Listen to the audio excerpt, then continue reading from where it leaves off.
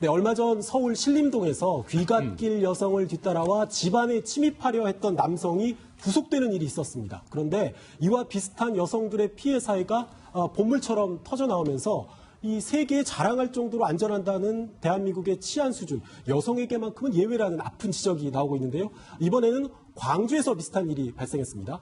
범행 장면이 담긴 CCTV 영상부터 보고 오시죠. 지난 19일 새벽 광주시 서구의 한 오피스텔입니다. 집으로 귀가하는 여성 뒤로 한 남성이 바짝 뒤따라오는데요. 그런데 이 남성, 갑자기 집 안으로 들어가려는 여성의 팔을 붙잡습니다. 출입문을 닫지도 못하게 지금 보시는 것처럼 문틈으로 손을 밀어넣고요. 말을 거는 듯한 모습도 보입니다. 이 남성은 이후에도 잠긴 문을 지금처럼 붙잡고 한동안 자리를 떠나지 않았는데요. 새벽 시간 여성의 뒤를 쫓은 이 남성은 대체 왜 이런 짓을 벌인 걸까요?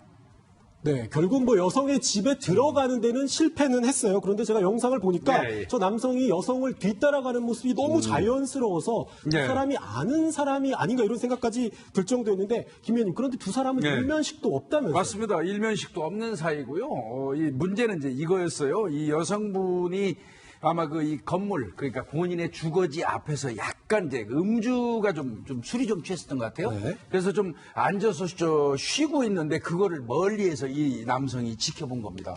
약 한 15분간 지켜봤다고 그래요. 그리고 난 다음에 이제 이 여성이 약간 비틀거리면서 자신의 집으로 가니까 이 남성이 바로 달려가가지고 마치 아는 사람이 부축해주는 것처럼 여성을 부축해주면서 따라 들어가는 겁니다. 그리고 이제 결국 그 여성이 집으로 들어가려는 거를 같이 좀 들어가서 나 좀 재워달라고 부탁을 한 거예요. 그러니까 이 여성 입장에서 재워줄 리가 없죠. 거부했겠죠. 그러니까 제 차 문을 잡고 좀 들어가서 같이 자자, 들여달라 이게 요구를 했던 거고, 여성이 결국 닫았어요. 그런데 이 사람이 이제 그 현장에서 아마 그 여성이 비밀번호 누르는 거를 봐둔 것 같아요.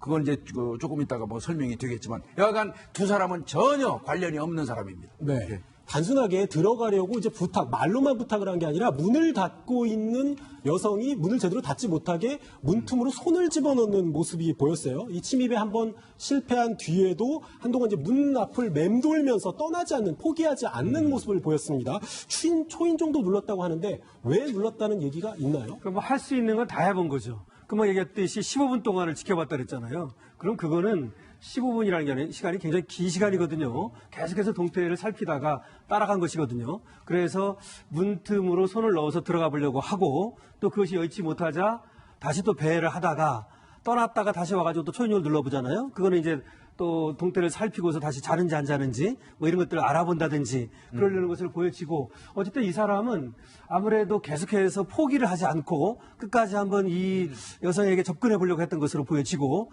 때문에 이제 뭐 주거침입죄뿐만 아니라 다른 죄도 성립할 가능성이 있어 보이는 거죠. 네. 일단 뭐 주거침입 혐의로 입건이 됐는데요. 더 충격적인 건 이 남성이, 피해 여성이 현관문 잠금 장치 비밀번호를 누르는 걸 어깨너머로 훔쳐갔고요. 메모까지 해놨다는 겁니다. 이 사건을 수사 중인 경찰의 이야기 들어보시죠. 이 피의자를 체포해보니까 피의자 여성 집 비밀번호가 적힌 메모지가 발견이 됐어요. 그래서 그 메모지가 뭐냐 물어봤더니 그 여성 피해자가 그 집에 들어갈 때 집 현관 비밀번호를 누르고 들어가니까 그걸 암기하고 있다가 메모지 적어놨다는. 왜 적어놨냐 물어봤더니 여성이 잠들고 들어갈라 했다. 이렇게 진술합니다. 비밀번호를 메모해 놓고요. 그다음에 잠들면 들어가려고 초인종을 눌러봤다는 거 아닙니까? 그렇습니다. 뭐 잡혔기에 망정이지, 이번에 안 잡혔다면 언제든지 이 여성의 집에 들어가서 침입할 수 있는 뭐 열쇠를 갖고 있는 셈이나 마찬가지죠. 그렇습니다. 어차피 비밀번호만 안다면 언제든지 누르고 들어갈 수 있잖아요. 당일날 아마 조금 전에 우리 변호사님 말씀하신 것처럼 당일날 다시 나갔다가 와가지고 초인종을 눌러본 거는 그 여성이 잠들었는지 여부를 탐지하기 위한 어떤 수단이었던 것 같아요. 그리고 만약에 여성이 잠들었다고 판단이 되면 어깨너머로 봐가지고 또 잊어버리지 않으려고 메모까지 해놨다는 거 아닙니까? 비밀번호를. 그 비밀번호 누르고 들어가서 어떤 범행을 했을지 모르는 거죠. 본인도 피해자가 잠들면은 그 집에 들어가려고 했다. 이거를 본인이 그 경찰에 진술을 했거든요. 이게 상당히 그 위험한 상황이었었죠. 이 남성은 여성에게 자신을 집안으로 들여달라고 하면서 재울 곳이 필요하다, 재워달라고 요구했습니다.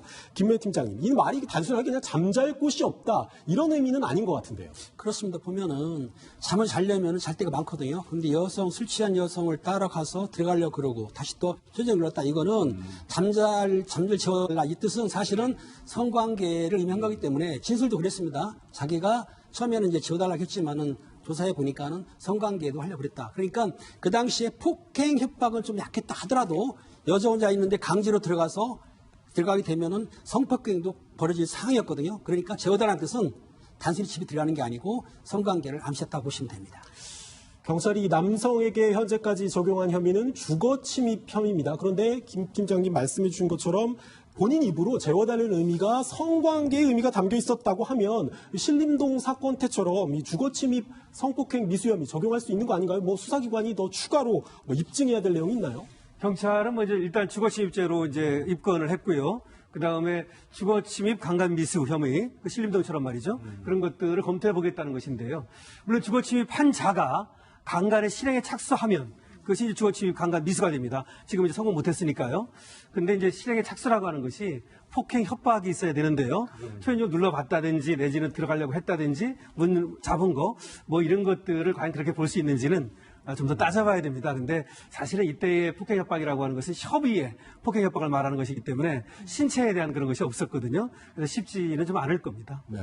이 남성을 붙잡고서 남성의 성범죄 이력을 확인해 봤더니 성범죄 이력은 없었다고 하는데 술 취한 여성을 상대로 한 범죄 기록은 있다고 해요. 이 부분도 처벌에 영향을 미치겠죠? 그렇습니다. 지금 이 피의자를 근거해서 우리가 이제 전과조회라든지 수사자료법 조약이 되면 기록이 나오는데 성범죄 전력은 없어요. 그런데 술 취한 여성의 지갑을 훔친 절도 형간이 있기 때문에 아마 그 절도도 하고 절도가 이제 형성돼가지고 성범죄까지 할 수는 있겠지만 현재까지 아까 변호사님 말씀하신 대로 협의의 폭행 협박이 없었기 때문에 경찰에서 신중하게 적용할 겁니다.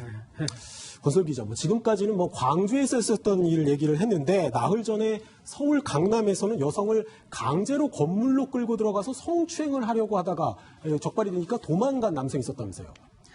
네, 그렇습니다. 이번에는 강남에서 남성이 여성을 강제로 끌고 가서 성추행하고 도망간 건입니다.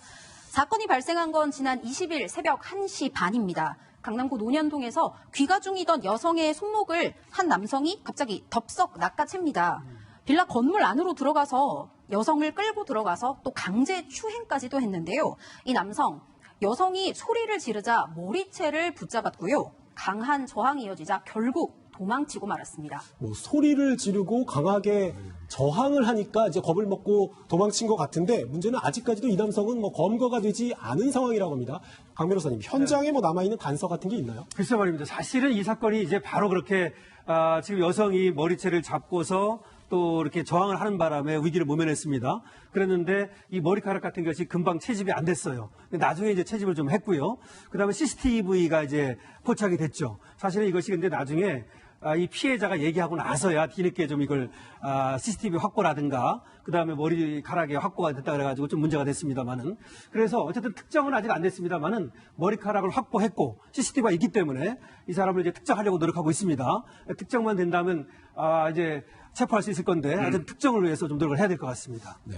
빨리 검거 소식이 들려왔으면 좋겠는데요. 이번 사건에 공통점이 있다면 혼자 사는 여성, 혼자 귀가하던 여성이라는 점입니다. 이 혼자 있는 여성을 우연히 범행 대상이 됐다라고 하기보다는 먼저 혼자 있는지 확인하고 기다렸다 한 범죄라고 봐야 되겠죠. 거의가 아마 타겟팅이라고 그러죠. 일반적으로 그 혼자 사는 여성, 혼자 걸어가는 여성을 범행 그 수단 그 대상으로 선택을 하는데 이 이유는 대체로 그래요.